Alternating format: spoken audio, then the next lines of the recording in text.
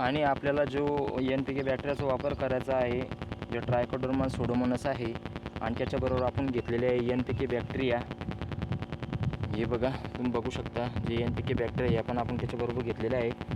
याचा आपल्याला वापर करायचा आहे एकरी 2 लिटर NPK बॅक्टेरिया असो किंवा आपल्याला ट्रायकोडर्मा सुडोमोनास असो, एकरी 2 लिटरपर्यंत आपल्याला याचा वापर करायचा आहे. आणि ते सोडायचं आपल्याला 200 लिटर पाण्यामध्ये.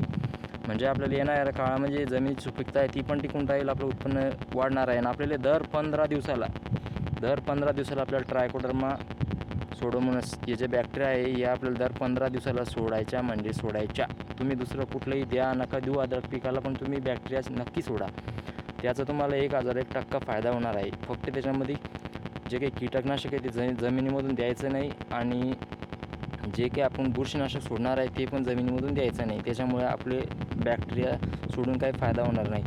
तुम्ही पण ट्रायकोडर्मा सुडोमोनासचा वापर करा, तुम्हाला नक्की फायदा होणार. शेतकरी मित्रांनो, तुम्ही बघू शकता